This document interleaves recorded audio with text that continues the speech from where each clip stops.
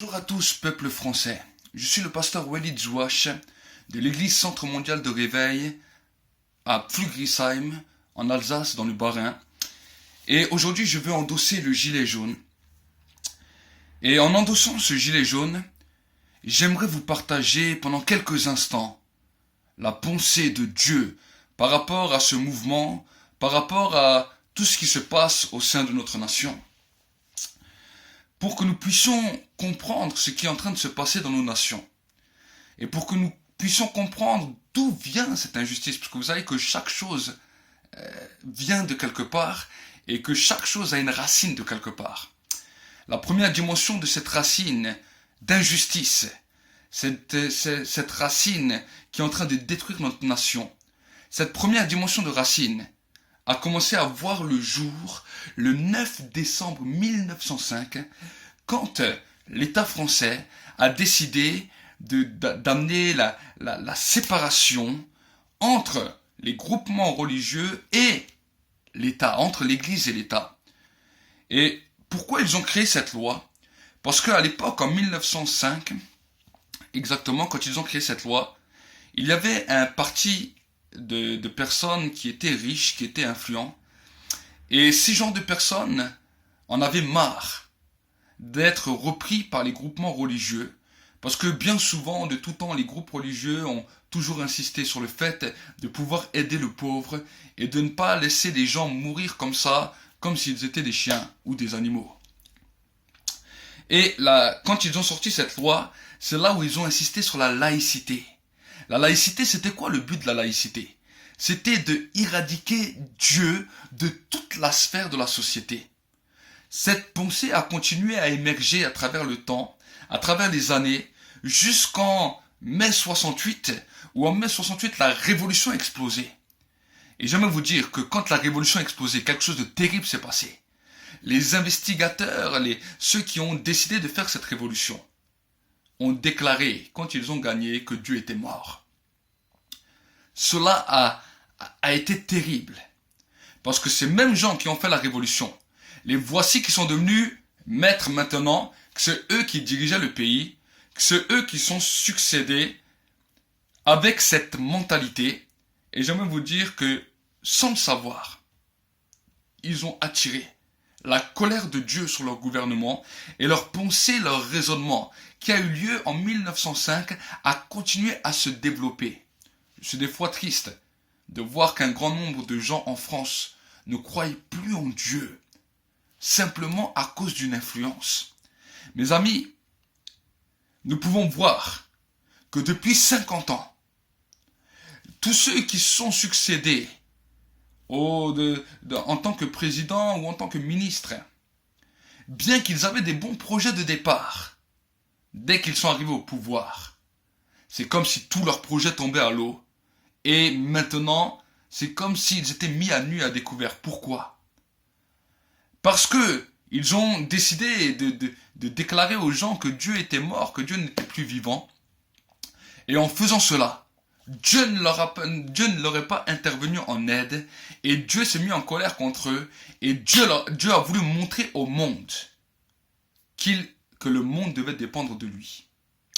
Mes amis, quand nous voyons tout ce qui s'est passé durant ces 50 ans et quand nous voyons aujourd'hui la crise actuelle, cela me fait mal au cœur de voir des hommes, des femmes, des retraités, des travailleurs, des hommes, des femmes qui souffrent soit à cause des impôts qu'on leur met, soit à cause des taxes.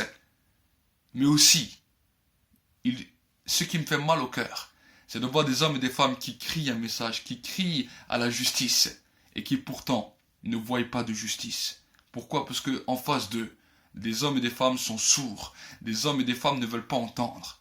Parce qu'ils continuent à suivre leur raisonnement. Mes amis, ceux qui nous gouvernent depuis 50 ans, c'est eux qui ont été les pères de la révolution. Et j'aimerais vous dire que le message que Dieu nous donne aujourd'hui, c'est de pouvoir nous humilier, de pouvoir demander pardon pour nos péchés, pour les péchés de nos pères. Parce que nous avons péché contre le ciel et contre Dieu. Vous savez, Jésus a donné sa vie sur la croix pour que nous n'ayons plus à porter nos fardeaux, pour que nous n'ayons plus à porter nos péchés. Mais Ce qu'il nous demande, c'est que nous puissions tous ensemble demander pardon et la grâce. Et alors, il va restaurer notre pays. Et alors, il va transformer notre pays. Peut-être on peut se dire, mais comment un pasteur peut s'initier dans ce mouvement? Comment même un pasteur peut prendre parti pris à un tel mouvement? C'est vrai, vous pouvez vous poser la question.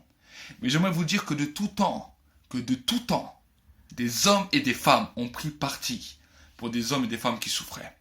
Un des exemples le plus grand et le plus flagrant, c'est quand les enfants d'Israël étaient retenus captifs en Égypte par le pharaon à l'époque. Dieu a envoyé Moïse. Et quand il a envoyé Moïse, il les a envoyés avec un message pour que le peuple puisse entrer dans sa liberté. Vous savez que le peuple noir, le peuple afro-américain, a beaucoup souffert pendant des années. Et un jour, un homme, un pasteur, a décidé aussi de se lever et est devenu un militant du droit civique en faveur des Noirs américains. Cet homme s'appelait Martin Luther King. Et il disait sa phrase favorite, I am a dream, j'ai un rêve. Il avait un rêve que maintenant le peuple américain puisse comprendre que tous sont égaux, qu'ils soient noirs ou blancs, et qu'ils peuvent être assis dans le même bus, assis, marcher dans la même rue, aller dans les mêmes magasins. Et c'était son rêve, et il en est devenu militant, et il a apporté cette parole. Nous, dans notre propre pays, nous avons pu voir qu'à un moment donné, l'abbé Pierre s'est levé en faveur des pauvres. Et j'aimerais vous dire qu'aujourd'hui, si je fais ce message, c'est en faveur de tous ceux qui souffrent, en faveur de ceux qui ne trouvent pas de solution. Je viens militer avec vous. Et je viens aussi vous dire, mes amis, c'est bien de militer, c'est bien d'avoir faim et soif de justice. Mais j'aimerais vous dire que ce n'est que en vous réconciliant avec Jésus, que ce n'est que en acceptant le pardon des péchés, que vous pourrez réellement voir cette justice agir dans votre vie. Je le dis à vous, je le dis aussi peut-être aux responsables politiques qui regarderont cette vidéo, que ce soit au président, que ce soit au ministre. Et j'aimerais vous encourager que tous ensemble, nous puissions nous unir pour demander à Dieu le pardon des péchés et la réconciliation. Que Dieu vous bénisse. Je ne vais pas dire que vive la France, mais je vais dire que la France vive. Parce que beaucoup d'hommes ont dit vive la France. Et malheureusement, la France n'a pas vécu comme elle devrait vivre. Mais j'aimerais vous dire que la France puisse vivre le rêve et le destin que Dieu lui a dessiné. Parce que Dieu a dessiné un grand plan et un grand projet pour notre pays. Et c'est pour cela qu'aujourd'hui, j'endosse le gilet jaune pour vous dire, mes frères, mes sœurs, mes amis, mes concitoyens, nous avons une victoire à gagner. Que Dieu vous bénisse.